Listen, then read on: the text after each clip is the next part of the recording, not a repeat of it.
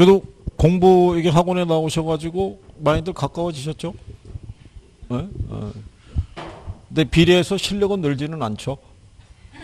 그냥 뭐 개인적인 어떤 이제 신상이나 뭐 이런 거는 좀 많이 이제 개선이 됐고, 그죠? 예, 보면 반갑기도 하고, 동지적인 관계가 성립이 되는 건 참 좋은데, 그죠? 비례해서 실력도 같이 올라가야 되는데, 나중에 여러분들이 이렇게 같이 공부하고 있다가 모의고사를 봤는데 누군가가 만약에 우수한 성적이 나오잖아요. 예, 그러면 겉으로는 축하해 그러면서도 속으로는 거기에 따른 약간의 질투 같은 것도 생기는 거예요. 원래 사람의 본성이 그렇기 때문에 남 잘 되는 꼴을 본다 못 본다 못 보는 거예요. 그게. 예? 그렇게 되는 그 불상사가 있으면 곤란하잖아요. 그 성적이 어떻게 돼요? 같이 상승 커브를 그려줬을 때 되는 거지. 혼자 성적이 안 나오면 소외감 느끼기 시작한다고요. 그런데 집요하게 물어본다고요. 몇 점 맞았냐고. 그거를. 아주 사람들의 심리가 묘한 거예요. 자기 점수는 안 알려주면서 남의 점수는 꼭 확인하려고 드는 그런 습성이 있어요. 그게. 그러다 보면은 뻘쭘하잖아요. 그죠? 아니 열심히 하는 것 같은데 왜 그래 이런 소리가 참 마음에 상처로 다가오고 막 그러는 거예요. 그게 있잖아요. 절대 뭐 보나 안 보나 다 뭐 성적이 거기서 거기면 그거 그죠. 뭐 서로 보고 안 보고 할 그런 뭐 그런 경우는 없는데, 그러니까 이게 좀 열심히 하고 이게 궁금한 거는 어쨌든 해소를 해야 된다니까요. 혼자 그냥 꿍꿍거린다고 선생이 여기서 이렇게 본다고 그래요. 이 양반이 어디를 특히 약한지를 알 수가 있냐고요. 알 수가 없다고요. 그렇잖아요. 아니 얘기를 안 하는데 어떻게 알겠어요. 그렇다고 해서 여기 계신 분들이 다 주부분들인데 그렇잖아요. 그렇다고 제가 일일이 쫓아다니면서 물어볼 수도 없는 거 아니에요. 예? 그러니까 이제 여러분들이 그런 부분에서는 협조를 해야 될 거 아니에요. 그래서 어쨌든 해소해서 합격은 해야 되잖아요. 그죠? 예? 예. 열심히 해주고 지금 한 내용에 대해서는 이런 건가 보다라고 인식하셔도 돼요. 어차피 3월이 되면 또 해요. 5월이 되면 또 하고 계속 그 타이밍에 돌아가면서 반복하니까. 그 다음에 거기 177페이지에 보면 그 소비자 분포 기법이라고 있죠. 이게 애플밤이라는 학자가 제시한 논리인데요. 이 기법을 통해서 점포 내 고객에 대해서 대표성을 가질 수 있는 표본을 추출해서요. 이들하고의 인터뷰를 통해서 고객의 주소와 구매 습관 정보를 취득하는 방식을 의미한다고 그랬을 때 거기 보시면은 출발지 조사 기법 또는 이 소비자 분포 기법이라고 해놨어요. 그죠? 그러니까 상점가를 방문한 고객 있죠. 고객들에게 인터뷰를 통해서 아니면 인터뷰 아니면은 지난번에 말씀드린 것처럼 마트나 백화점에서는 경품을 제공하죠. 그래서 왜 자동차나 뭐 이런 거 진열해 놓고 응모권을 나눠주죠. 그래서 5만 원 이상 구매한 사람에게는 응모를 할 수 있게끔. 그러면 응모권 안에 보면은 성명하고 그다음에 주소하고 전화번호 적는 칸이 있죠. 예, 그 세 가지 칸만 그래도요. 그게 대단한 정보가 되는 거예요. 그게 예전에 저기 경기도 일원에 어느 한 저기 그 할인점에서 그 칸을 하나 더 만든 거예요.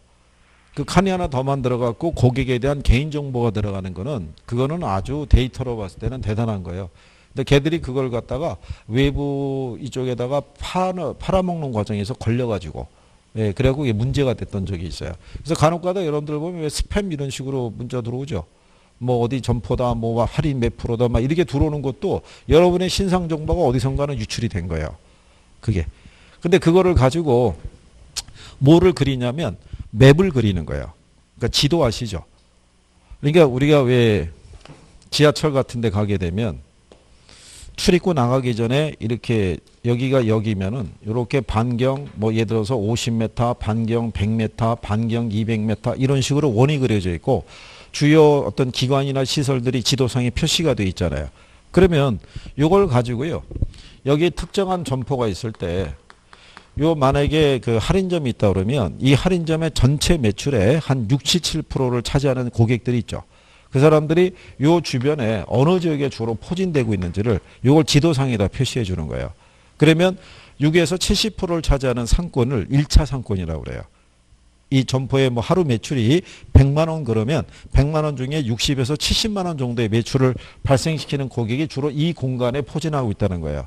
그 다음에 15에서 20%를 차지하는 공간이 2차 상권이라고 그래요. 그 사람들이 주로 존재하는 공간이 여기에 있다라고 이렇게 가정하는 거죠. 나머지가 3차 공간이라고 그래요. 그러면 이렇게 1차, 2차 상권, 3차 상권을 구분하는 이유는 뭐냐면 나중에 이제 이 할인점에서 마케팅을 할 거 아니에요. 그죠? 그럼 만약에 세일을 들어간다 그러면 요 1차 상권이 있는 이 고객들이 주로 거주하는 지역에는 주요 3대 일간지가 있으면 일간지 전체에다가 광고를 다 두들기는 거예요. 매출이 제일 많이 나오니까. 그런데 2차 상권은 15에서 20% 나오잖아요. 여기를 3대 일간지에 다 광고하는 거는 비효율적이죠. 그러면 그 3대 일간지 중에서 제일 구독률이 높은 애 있죠. 예, 거기에만 광고를 실어서 내보내는 거예요. 그래서 광고에 대한 효율성을 크게 할 수 있어요, 없어요? 있겠죠. 그래서 마케팅 전략할 때도 쓸 수 있는 거예요. 그래서 거기 보시면은 이 CS 지도라고 이렇게 해놨죠. 예, 그 지도를 통해서 상권의 규모를 파악할 수도 있고요. 거기 다해 보게 되면 광고 및 판촉 전략 수립에 이용할 수도 있어요, 없어요? 이용할 수도 있는 거예요. 근데 매출액을 조사해 봤더니요.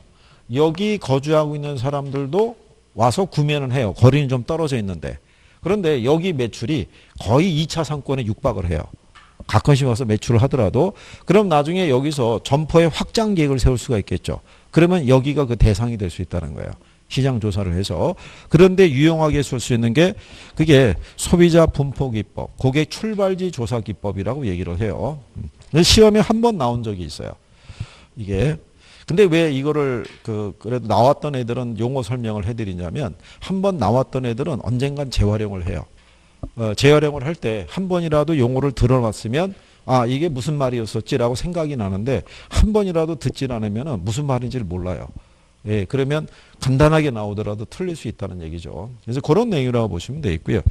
뒷페이지 넘어가면은 공간 분배 원리라고 있어요.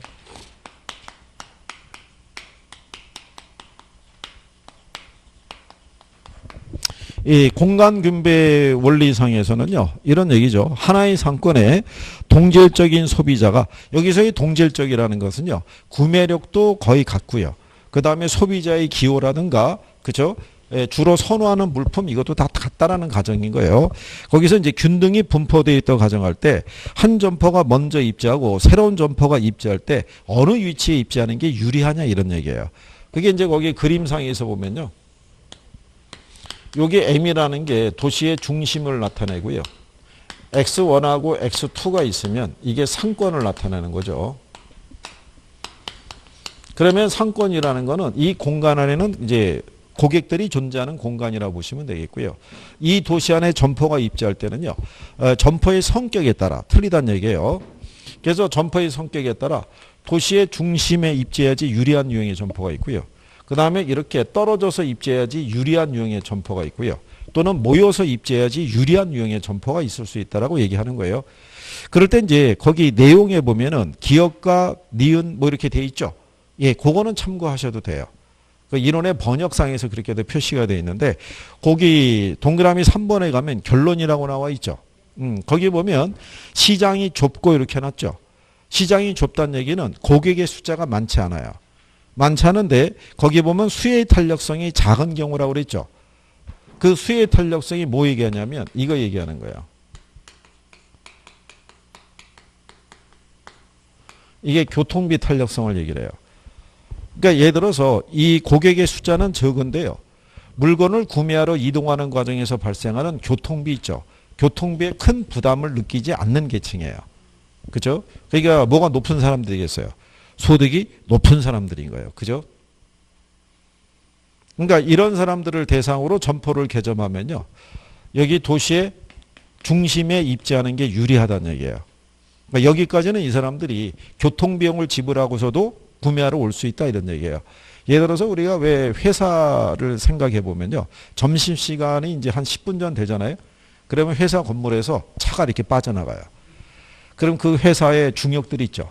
예, 그 사람들은 그 차에 탑승을 해가지고 차량 시간으로 한 30분, 1시간 거리에 있는 음식점에 가서 소비를 하고 들어와요. 근데 대부분의 직원들은 어디에서? 구내 식당 아니면은 회사 주변에 거기에서만 먹게 되겠죠. 그 사람들의 입장에서는 한 끼 식사를 하는 것만 해도 식대로 나가는 것도 부담스러운데 교통비용을 지불하고 1시간 30분 나갔다 온다는 건 힘든 거예요. 그죠? 그래서 거기 보면 시장이 넓고 이렇게 해놨죠. 그게는 고객의 숫자는 많다는 얘기예요. 근데 수혜의 탄력성이 크다라고 그랬죠. 그 얘기는 물건을 구매할 때 교통비가 발생하는 부담을 크게 느끼는 계층이에요. 그러니까 이 사람들을 대상으로 할 때는 이 사람들이 고객이 있는데 점포가 개점하는 게 낫다는 얘기예요. 여러분들이 두부 한 모 살려고 대전까지 가진 않을 거 아니에요. 그죠? 그러니까는 동네마다 다 뭐가 있어요. 슈퍼에서 다 두부 파는 거예요. 그죠? 무슨 말인지 아시겠죠? 그럴 때는 이제 분산 입지하는 게 유리하다 이런 얘기예요. 예, 거기에 따라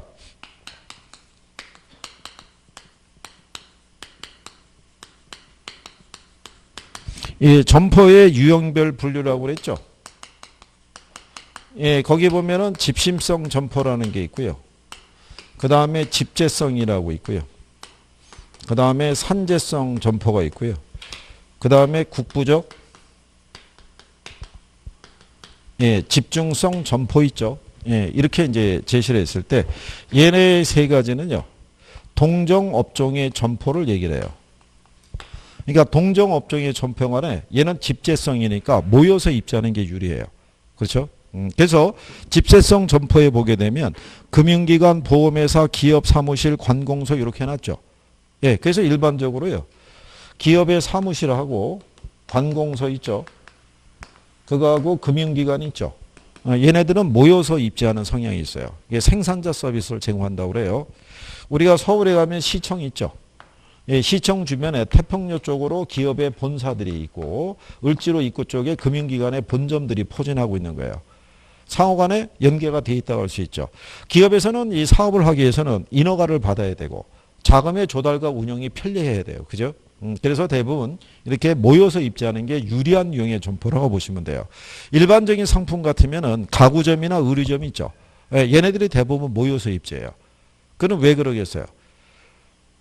여자분들이 왜 옷 사러 가실 때가 있죠. 네, 옷 사러 가게 되면 한 번에 보고 바로 산다 안 산다?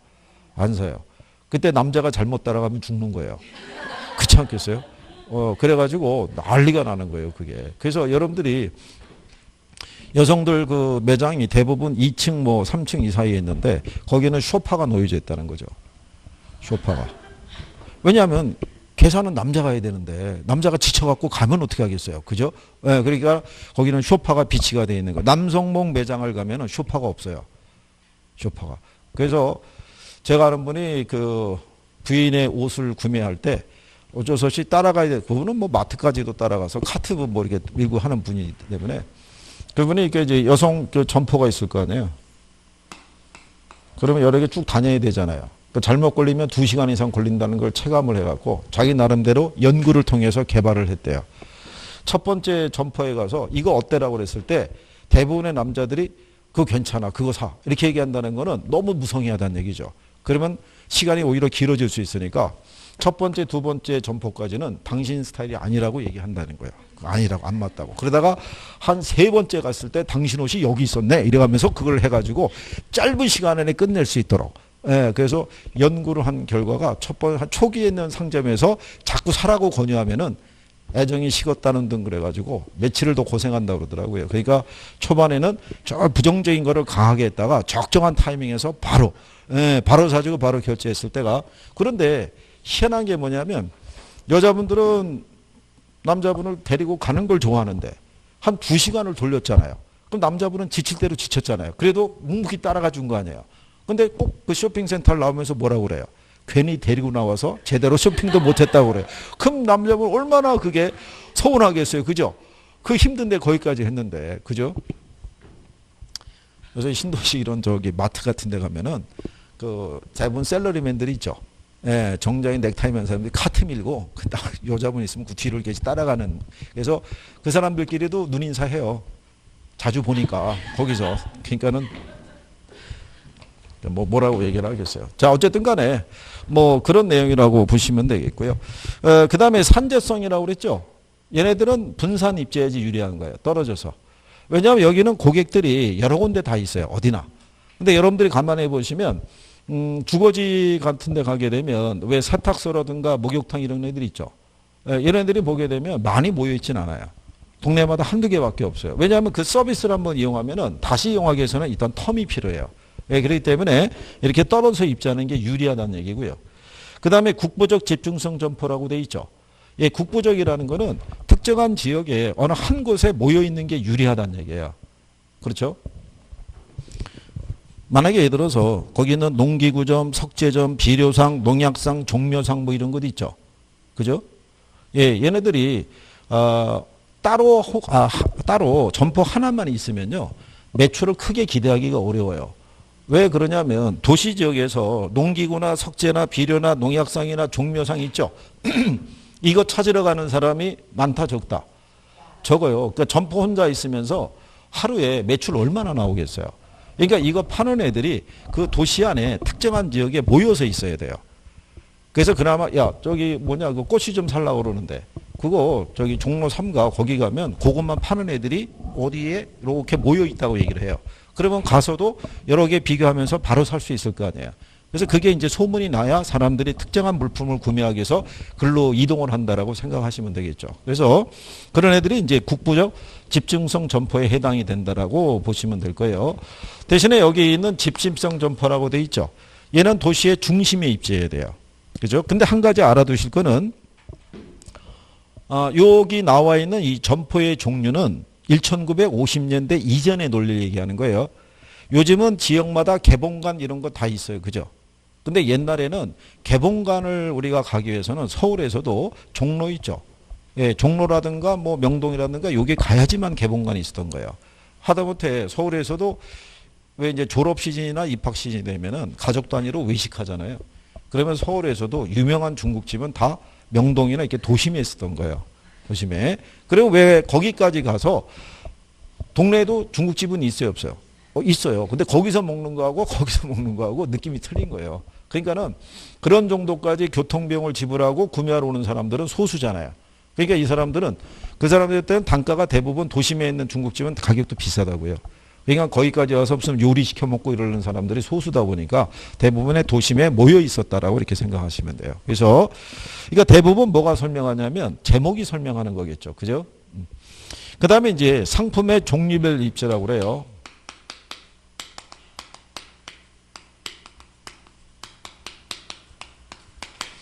그래서 거기 보면 편의품이라는 게 있고요. 그 다음에 선매품점이라고 있고요. 그 다음에 전문품점이라고 있어요. 이게 편의품점은 지금 편의점 생각하시면 돼요. 우리가 이 편의점을 컨비니언스 스토어라고 그러죠. 예, 이 편의품이라는 게 컨비니언스 굿이라고 그래요. 그러니까 일상의 필수품 같은 거 취급하는 점포라고 보시면 되겠고요. 여기 선매품이라는 건요. 이건 비교 구매하는 거예요. 쇼핑굿이라고 그래요. 선매품을. 우리가 얘기한 대로 의류나 가구는요. 우리가 자주 구매해야 하네요. 자주 구매하지 않기 때문에 한 번 구매할 때 신중을 기할 수밖에 없어요. 여러 가지를 비교해서. 그래서 구매하는 의류나 가구를 취급하는 점포를 우리가 선매품점이라고 그래요. 여기 있는 전문품점이라는 거는 브랜드점이에요. 소위 얘기한 대로 뭐 명품 생각하셔도 되는 거예요. 그러니까 유명 상품 있죠. 그래서 얘들은 뭐 명품 생각하시면 되겠죠. 그거를 취급하는 점포를 뭐 전문품점이라고 얘기를 해요. 그러면 구매 빈도는 얘네가 제일 떨어지겠죠. 네, 근데 이윤율은 제일 크겠죠. 뭐 그런 성격이라고 생각하시면 돼요. 예, 그 다음에 이제 그 밑에 가면 넬슨의 소매 입지 이론이라고 돼 있죠. 요게 작년에 여러분 시험에 지문으로 처음 나온 거예요. 넬슨에 대한 게. 그냥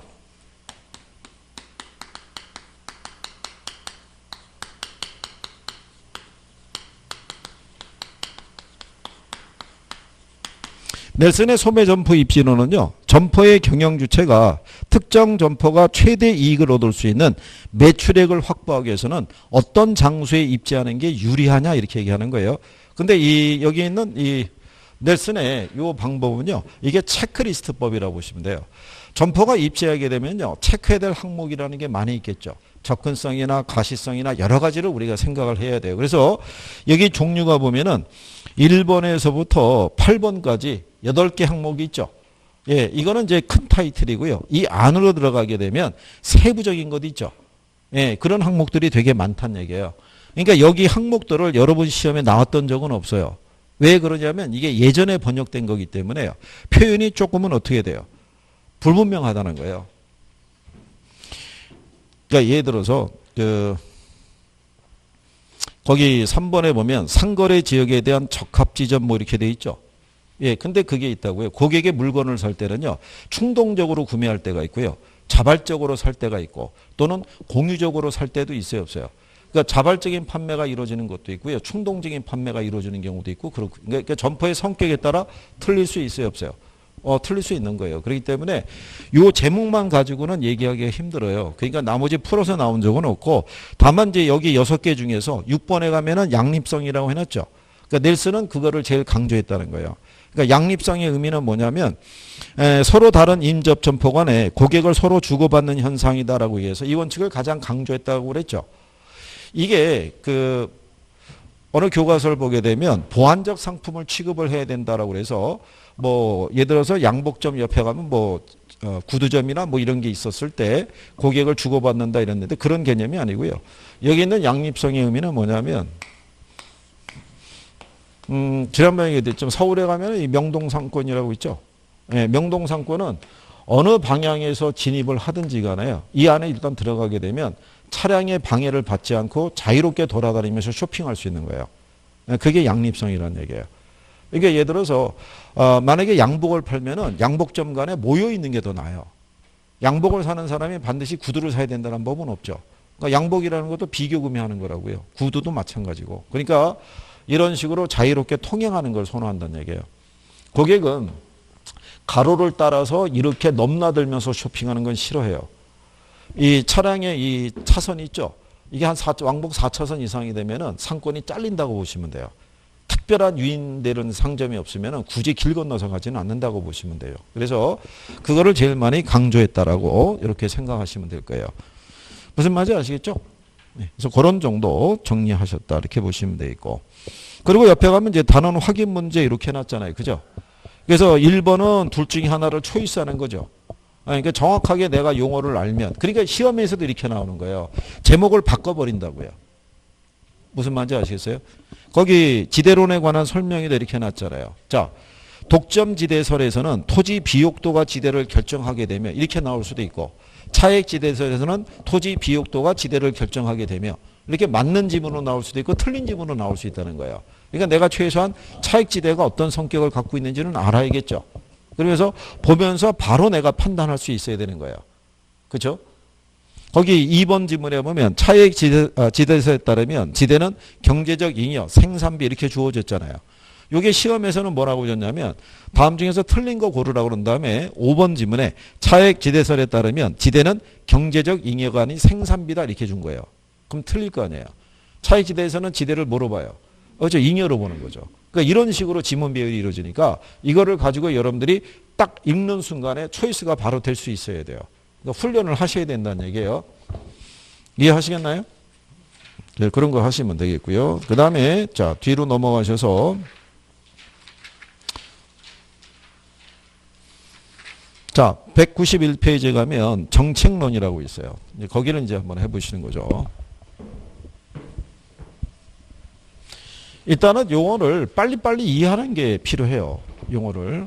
그래야지만 무슨 말인지를 조금 이해할 수 있을 거 아니겠어요? 그러니까 이게 적는 것만 너무 주력하시면 안 돼요. 여기서 보고 있으면 뭔 얘기하면 막 적으시던데 제가 얘기하는 중요하면 제가 따로 얘기를 하죠. 그죠? 그러니까 그냥 무조건 적으면 나중에 여기만 새카맣게 돼 있어요. 그죠?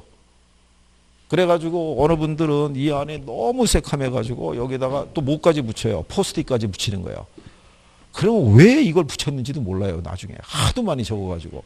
심지어는 이 페이지에서 다 못 적다 보니까 화살표가 일로 가요. 그러면 뒤 페이지로 넘어오면 화살표가 일로 넘어와요. 이게 그래갖고 여기다가도 뭔가 한참 적어져 있는 거예요. 그래서 나중에 보면 어지러운 거예요. 왜 이걸 다 했을까? 근데 나중에 이제 조금 익숙해지시면요. 필요한 것만 간결하게 정리가 돼요. 포인트만. 그게 제일 나은 방법이에요. 여러분들이 100점에 도전하는 건 아니잖아요. 100점은 우리는 이미 양보한 거예요. 그죠? 전국 수석도 양보했고. 그러니까 우리는 그냥 무난하게 몇 점 이상만 맞아서, 6점 이상만 맞아서 무난하게 이 바닥을 뜨고 싶은 거예요. 그죠? 그러니까 여기는 실전이기 때문에, 그죠? 예, 이건 학문적인 지식을 배우시는 게 아니라고요. 우리가 실전에 들어가서 몇 점 이상만 맞아서, 6점 이상 맞아서 자격증을 취득하시면 되는 거예요. 그죠? 그러니까 그거를 잘 알고 계신 분들인데, 그죠? 아니, 지금 아마 여러분들은, 여러분들 자녀나 조카나 뭐 이런 친구들에게 공부는 어떻게 해야 되는지에 대한 방법론 있죠. 왜? 한 2시간은 얘기할 수 있을걸요? 공부란 말이야, 영어란 말이야, 수학이란 말이야, 뭐 이런 거 얘기를 해요. 그죠? 근데 여러분들이 영어나 수학을 얘기할 때 꼭 빼놓지 않고 하는 얘기가 있어요. 걔들이 하루아침에 되는 줄 아냐? 라고 얘기를 해요. 그죠? 민법하고 학개론이 하루아침에 될까요? 그렇지는 않은 거예요. 그죠? 그거를 이겨낼 수 있는 방법은 여러분들이 제일 잘하는 거예요. 어? 남아서 이제 공부 좀 하셔야 된다고 얘기하는데 쉽지는 않은 것 같고, 그죠? 이거 어떻게 할 거예요? 그래, 이거 2월인데 벌써 2월 달 들어왔다는 얘기는 여러분들하고 저하고 이제 볼 수 있는 게 35번 남았다는 거예요. 10월까지 가늠했을 때 35번 보면은 종강이에요, 종강. 그죠? 아직도 많이 남은 것 같죠? 금방이에요. 쉬 가는 거예요. 아직도 시간이 많이 있다라고 생각하는 분은 아직 공부가 시작이 안 된 거예요. 공부가 시작을 한 분은 타이트하다는 걸 느껴요. 타이트하다는 거를. 근데 매번 볼 때마다 느끼는 게 뭐냐면 아직은 여유가 있구나. 그죠? 아직은 대화도 하고 여유도 있고 참, 뭐 물어보러 오는 경우도 없고 뭐 그러니까. 자, 여기 정책론은요. 시험 목차가 부동산 정책의 의의 및 기능이 있고요. 그 다음에 토지 정책이라는 게 있고요. 주택 정책이라는 게 있고요. 이게 이제 산업인력관리공단에서 정책론의 세부 시험 범위 내고 이렇게 제목을 4개를 준 거예요. 4개를. 그러니까 4개를 주는데 각각 한 문항 정도씩의 비중이 있어요. 비중이. 근데 이제 여기서 요 기능이라고 해놨죠. 네, 기능의 역할인 거예요. 그러니까 정부는 시장에 개입을 할 때 일정한 역할을 수행하기 위해서 들어와요. 그죠? 근데 그 역할이라는 게 예를 들어서 부동산 가격을 안정시키기 위해서 할 수도 있고요. 투기적인 거래를 막기 위해서 들어올 수도 있고 불합리한 부동산 가격을 안정화시키기 위해서 들어올 수도 있겠죠. 그러면 그걸 하기 위해서는 여러 가지 정책 수단이라는 게 필요하겠죠. 그게 토지 정책, 주택 정책, 조세 정책 안에서 그 수단이 나타나요. 근데 예전에는 정부가 간단한 법률적인 규제만 가지고도 행위를 통제할 수 있었는데 지금은 그게 힘들죠. 지금은 정부가 개입할 때는 이런 여러 가지의 정책 수단을 종합적으로 다 활용을 해요.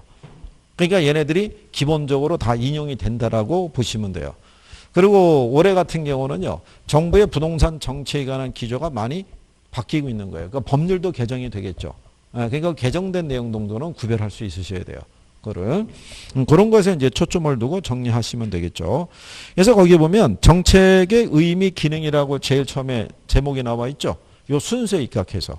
그러니까 결국은 정책이라는 거는 정부가 추구하는 어떤 정책적인 목표를 달성하기 위해서 시장에 개입하는 일련의 과정이라고 생각하시면 돼요. 그죠?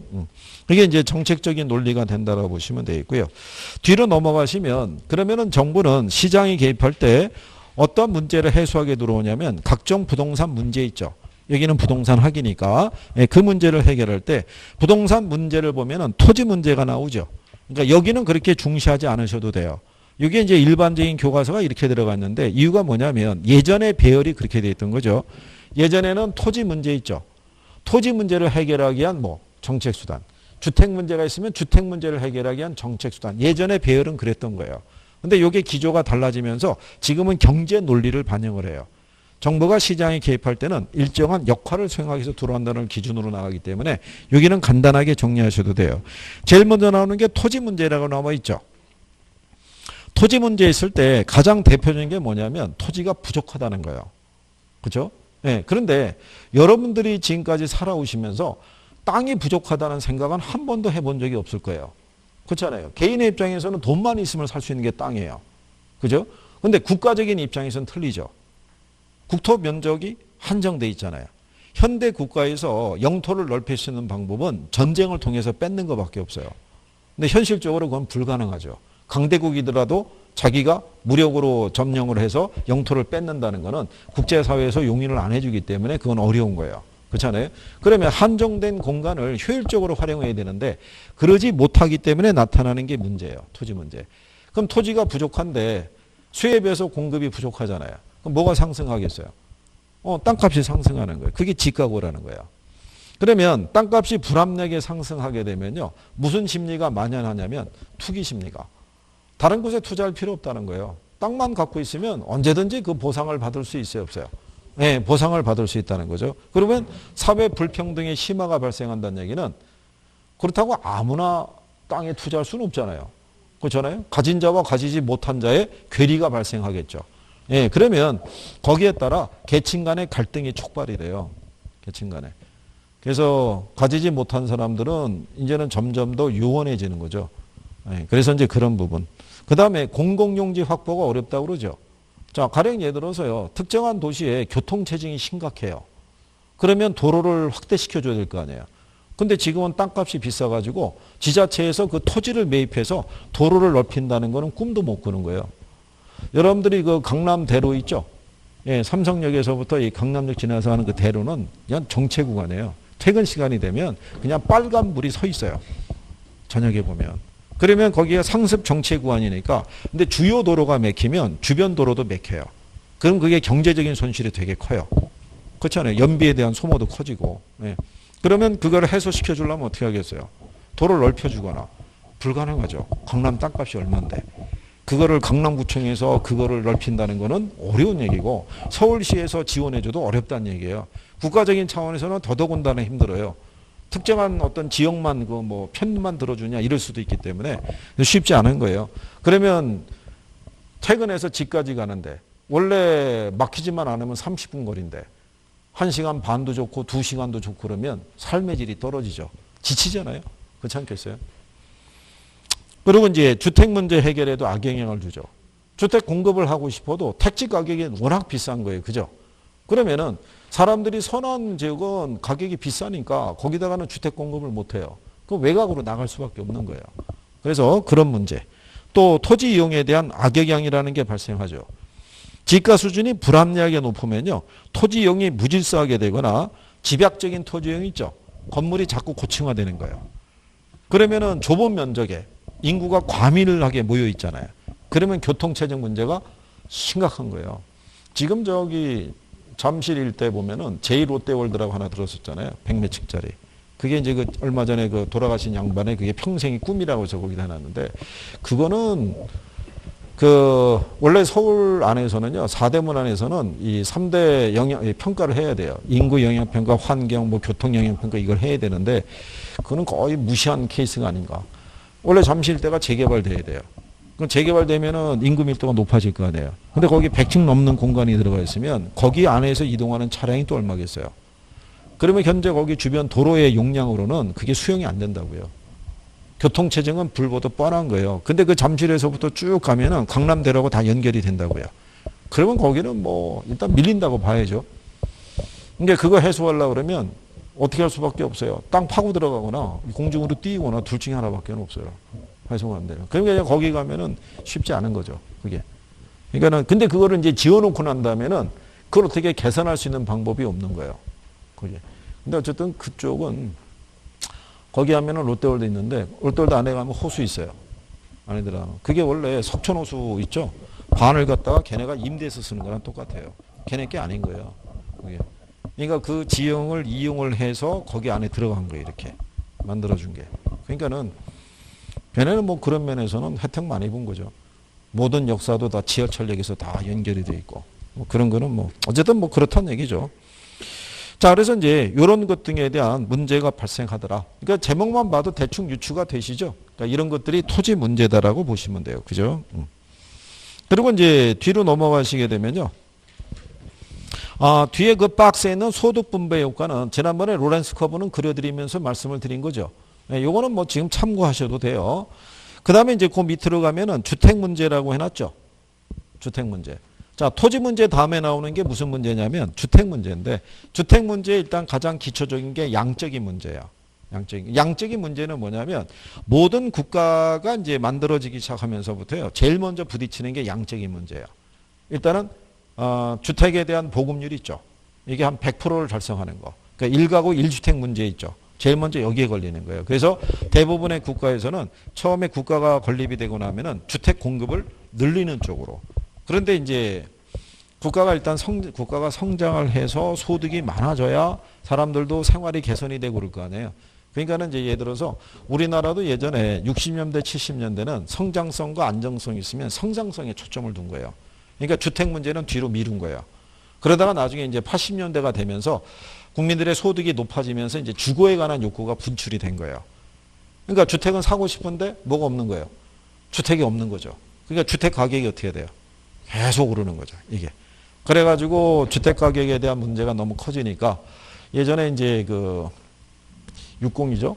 그때 이제 주택 200만 원 건설이 있죠. 예, 그게 이제 대선 공약으로 나오면서 200만 원 건설이 이루어진 거죠. 그래서 그때 이제 일산이라든가 분당이라든가 뭐 평촌이나 이 도시들이 이제 그때 다 만들어진 거죠. 그때. 그래서 이런 것들을 이제 늘리게 됨에 따라서 그때 일시적으로 수도권의 주택 가격이 일시적으로 안정세에 들었던 적이 있어요. 그때. 그래서 이제 양적인 문제라는 게 발생하고요. 양적인 문제가 지나면요. 그 밑에 가면은 질적인 문제라는 게 발생해요. 요거는 무슨 얘기냐면 예전에 비해서 소득은 많이 늘어났어요. 근데 그 늘어난 소득으로 주택을 구입하는 게 쉽다 어렵다? 어려워요. 80년대는 강남에 있는 아파트도 한 5천? 뭐 이 정도면 하나 작은 거는 살 수 있었다 이런 얘기인데 지금은 뭐 꿈도 못 꾼다는 얘기죠. 그래서 근데 이게 질적인 문제가 대두가 됐을 때 나중에 이렇게 하게 되면 국민들의 삶의 질이 떨어져요. 평생을 내 집 마련하는 데 신경을 쓰고 또는 애들 교육이 있죠. 예, 그거 두 개가 어느 정도 끝났다 싶으면은 이제 정년인 거예요. 나이 60 넘어서. 그러면은 그 젊었을 때 모든 시간이 거기에다 쏟아부은 거잖아요. 그렇게 해서. 그럼 남는 게 없잖아요. 그렇잖아요. 네, 그래서 개념이 좀 바뀌어져야 돼요. 주택이라는 거는 소유 개념보다는 이용하는 개념이라고 바뀌어져야 되고요. 그리고 주택에 관한 인식이 있죠. 우리나라는 임대주택을 바라보는 인식이 별로 좋진 않아요. 그리고 여러분이 거주하는 지역도 임대주택 이런 거 들어오면 싫어해요. 청년 임대주택 이런 것도 있죠. 그거 들어오면은 그거 데모도 하고 그래요. 걔네들이 들어오면 임대료가 싸거든요. 그 주변에 나이 드신 분들이 노후에 임대료 받아가지고 노후를 지내는데 걔네가 들어오면은 좀 이상해진다고 반발하고 또 분위기 또 흐린다고 반발하고 어쨌든 뭐 그런 것들이 있어요. 그런 개념들이 사라져야 돼요. 어느 정도는. 이게 좁은 국토 공간에서요. 만약에 내가 거주하고 있는 집이 예를 들어서 5억에 샀는데 이게 10억이 됐어요. 그럼 2배 인상이 됐잖아요. 그럼 기분이 좋죠. 재산 증식이 됐으니까. 근데 이거 팔아가지고 그죠? 비슷한 주거 환경으로 이주하게 되면 역시 또 10억 줘야 돼요. 근데 이사할 때 이사 비용, 그 다음에 또 세금, 중개사 수수료 이런 거 감안하게 되면 그냥 있는 게 더 나아요. 이동한다고 해서 특별한 이익을 기대하기는 어렵다고 봐야 돼요. 그죠? 근데 뭐 일단 사람들은 돈이 되면 일단 해야 되니까. 자, 그래서 이제 거기 보시면요. 그 부동산 문제의 특징이라고 이렇게 해놨죠. 예. 그래서 이 악화 성향 이렇게 되어 있는데 그 문제의 특징은 이렇게 보시면 돼요. 악화 성향이라는 게 있고요. 비가역성이라는 게 있고요. 지속성이라는 게 있고 해결 수단의 다양성이라고 있을 때 예전에는 그냥 이렇게 글자만 따서도 했었어요. 글자를 따서 이 글자가 사라지면 틀리다. 한번 그렇게 나온 적이 있어요. 이게 비가역성인데 비를 빼고 준 적도 있어요. 이게 근데 여기서는 용어상에서 예 정도 알아두면 돼요. 악화 성향은 뭐냐면 부동산 문제는 한번 발생하잖아요. 이게 소득이 증가하거나 인구가 증가한다고 문제가 해소되는 게 아니라 더욱더 악화된다는 거예요. 그죠? 자, 생각해 보세요. 주택이 만약에 부족하잖아요. 주택 부족 문제라는 게 시간이 지나고 자연스럽게 해결이 되는 건 아니라고요. 그죠? 네, 주택의 공급 계획을 제대로 수립하지 못하면 가면 갈수록 공급 부족 문제와 주택 가격 상승의 문제는 계속 발생할 수밖에 없어요. 그리고 그렇게 해서 이제 주택 공급이 부족해서 발생한 주택 가격 상승의 문제 있죠. 그걸 다시 원래 상태로 되돌릴 수는 없어요. 그래서 비가역성이라는 건 엎질러진 물을 다시 주워 담을 수는 없다는 얘기예요. 그래서 이제 지금 정부 입장에서는 특정한 지역에 가격이 너무 많이 폭등했으니까 그 원래 수준으로 되돌리겠다는 정책을 펼치는데 쉽지는 않을 거라고 봐요. 이미 올라간 가격에서 우리는 거래가 다 된 거예요. 세금도 내고 대출도 받고 다 됐기 때문에 그게 만약에 원래 수준으로 돌아가 버리게 되면 거기 있는 사람들이 이길 수가 없죠. 그게. 그래서 그런 부분이 이게 요즘 이제 어떤 문제도 있냐면 그 뭐 이제 청원 들어가고 그런 게 뭐냐면 어떤 사람이 뭐 예를 들어서 뭐 7억 5천이나 이 정도에서 전세 끼고 집을 하나 살 수 있었을 거 아니에요. 근데 얘가 가격이 올라서 9억을 넘어섰어요. 그러면 이게 대출 규제에 걸린다고요. 그렇잖아요. 그러면 이 사람이 여기서 전세를 그러면 세입자가 전세가 안 나가서 세입자 빼주려고 그러면 대출을 받아서라도 빼줘야 되는데 대출을 못 받을 거 아니에요. 네, 그러면 이걸 팔아야 되는 문제가 걸린다고요. 이게. 그러니까 이제 그런 부분에 문제가 걸리기 때문에 이게 물론 이제 케이스 바이 케이스죠. 이렇게 걸리는 경우도 있고. 근데 이 양반의 입장에서 보면은 예전 같으면은 재테크를 잘한 거죠. 7억 5천에 사서 9억을 넘어갔으니까 짧은 시간 안에 1억 5천, 2억 버는 거 아니에요. 전세 끼고 들어간 거니까. 이게 이제 나름대로 지렛대 효과를 기대하고 이제 들어간 거죠. 근데 예전 같으면은 이게 허용이 됐는데 지금은 이런 갭 투자 같은 거를 투기로 보겠다는 얘기야. 그러니까 옛날에 이게 투자 개념이었는데 지금은 투기다. 이렇게 보겠다는 거죠. 그래서 이제 정부가 규제를 좀 더 강화시키는 뭐 이런 부분이죠. 근데 이게 어느 특정한 지역에 대해서만 할 수 있는 건 아니고요. 이건 너무 강남을 상징적으로 봐서 그런데 강남은 그냥 지들끼리 놀라고 하면 되죠. 뭐 별도로. 그죠? 특별 뭐 이렇게 해가지고 안에서 올라가봐야 자기들끼리 올릴 거 아니에요. 계속. 그죠? 그럼 또 죽어 이전에 거주 이전에 자유의 제한이 있으니까. 어쨌든 비가역성은 문제가 발생했을 때요. 그걸 원래 상태로 되돌릴 수 없다는 걸 뭐라고 그래요? 그걸 비가역성이라고 얘기하는 거예요. 용어상에서 가끔 인용해요. 그리고 지속성이라는 건 뭐냐면 주택가격 상승의 문제는 10년 전, 20년 전에도 있었어요. 근데 지금도 있죠. 근데 또 10년 후, 20년 후에도 여전히 이 문제는 지속이 될 거란 얘기죠. 그러다 보니까 해결 수단도 어떻게 해야 돼요? 다양하게. 그죠? 그래서 정부가 얘기하는 개념이 종합대책이에요. 그죠? 예, 그런 논리로 보시면 돼요. 자, 그럼 우리는 197페이지에 가시면 거기 중간 밑에 가면 정책의 기능이라고 해놨죠.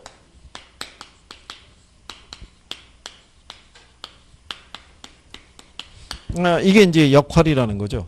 그러면 자, 여기 보시면 정부의 시장 개입 이유라고 있죠.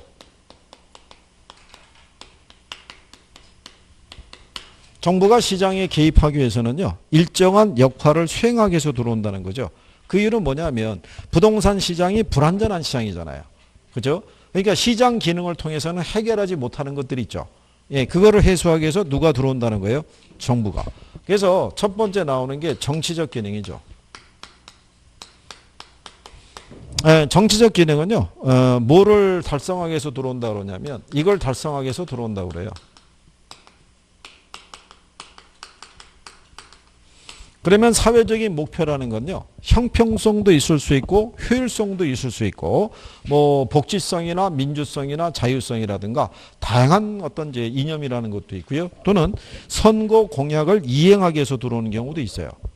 그래서 대부분의 우리나라의 대통령 선거를 보면요. 대선 후보자들의 공약 중에 하나에 꼭 들어가 있는 게 내가 당선이 되면 내 재임 기간에 공공임대주택이 있죠. 예, 얘를 몇만 원을 꼭 공급하겠다는 공약이 들어가 있어요. 그게 공급이 되지 않으면요. 저소득층의 주거 환경이 개선이 안 돼요. 그 사람들이 원하는 주택은 시장에서는 공급이 안 되는 거예요. 그러니까 정부는 뭐를 공급함으로써 그렇죠. 공공임대주택을 건설 공급을 함으로써 어떤 효과를 가져올 수 있냐면요. 저소득층에 대한 주거 환경을 뭐 해주고요. 예, 개선을 해주고요. 그 다음에 소득 재분배 있죠. 예, 이거를 유도할 수 있다는 얘기죠. 이런 것들을 공급해주면서 이거 할 때 이것도 시험 질문에 나온 거예요. 공공임대주택의 공급은 소득 재분배를 유도할 수 있다라고도 얘기를 해요. 정부가 소득 재분배를 유도할 수 있는 경우는 조세를 부과해서도 얻을 수도 있고요. 이렇게 저렴하게 주택을 공급을 함으로써 소득 재분배에 대한 효과도 기대할 수 있어요. 정부가 만약에 저렴한 이 가격에 임대주택을 공급하지 않으면 평생 주거관계에서 한 사람은 어떻게 해야 돼? 집 없는 사람. 한 사람은 집 있는 사람. 이렇게 그냥 계속 그 지위관계가 유지가 될 거라고요. 무슨 말인지 아시겠나요? 그래서 이런 것들의 역할. 이게 정치적 기능이라고 보시면 되겠고요. 그 다음에 이제 두 번째가 무슨 기능이냐면 경제적 기능이에요. 경제적 기능에서 하는 역할은요. 시장의 실패를 수정하기 위해서 들어오는 거예요. 그죠? 그러면 시장의 실패라는 것은요. 시장 기구를 통해서 자원 배분이 효율적이지 못할 때 있죠. 예, 그때 발생하는 걸 시장의 실패라고 얘기를 해요. 그렇죠? 우리가 앞에서 이거 배우셨죠? 균형. 자, 여기 균형 가격하에서는 수요량과 공급량이 일치하죠. 남거나 모자람이 없잖아요. 근데 만약에 가격이 상승하게 되면 뭐가 발생해요? 초과 공급이 발생하죠. 그러면 공급자 경쟁에서 다시 원래 균형 상태로 회귀를 해요. 근데 가격이 이렇게 하락하게 되면요. 거꾸로 초과 수요가 발생하죠. 이러면서 수요자 경쟁에서 다시 원래 무슨 상태? 균형 상태로 회귀해요. 이게 어떻게 보면 시장의 자동 조절 기능이라고 보시면 돼요. 근데 시장의 실패가 발생했다는 얘기는 이 가격에 의해서 이게 조절이 안 되는 거예요. 그러니까 이 상태가 그냥 유지가 되는 거예요. 초과 공급이나 무슨 상태가 초과 수요 상태가 그걸 우리가 시장의 실패라고 그래요. 그러면 이게 시장을 통해서 해결이 안 된다는 얘기잖아요. 그래서 이걸 해결하기 위해서 누가 개입하겠다는 거예요. 그렇죠? 정부가 개입을 하다라고 얘기하는 거죠.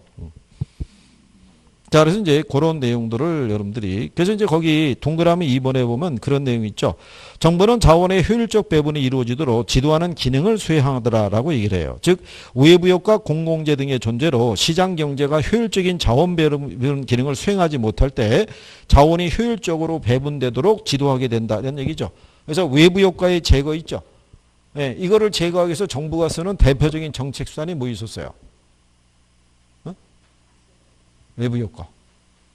외부 효과. 자, 맞추면은 잠깐 쉬었다 갈 거고, 틀리면 계속 하는 거죠. 에? 외부 효과. 가끔씩 시험에 나오는 거예요. 외부 효과. 문제 해결하기 위해서.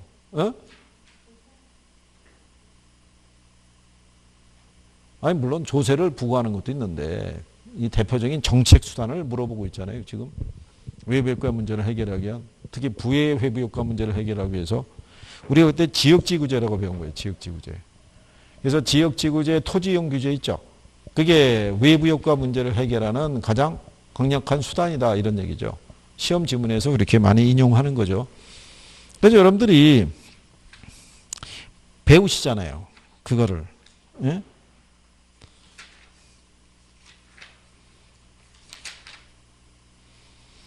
그 210페이지가 보시면요. 210페이지 가면은 거기 토지정책수단에 그 밑에 가면 용도 지역지구제라고 있죠. 예, 거기 하단에 뭐 그 박스 밑에 목적에 가면은 뭐 체킹 안 돼 있던가요? 예? 그 언제 해놨지? 뭐 이런 얘기 생각이잖아요. 그죠? 뭐 제가 한 게 아니라 여러분들이 다 한 거 아니겠어요? 그죠? 그러니까 이렇게 해서 얘기가 나왔을 때 기억이 나야 돼요. 기억이. 그래야지 여러분들이 나중에 문제가 주어졌을 때 빨리빨리 할 수 있다고요. 그죠? 자, 그럴 때 이제 198페이지 가면요. 거기 중간에 정부의 시장 개입 방법이라고 있죠.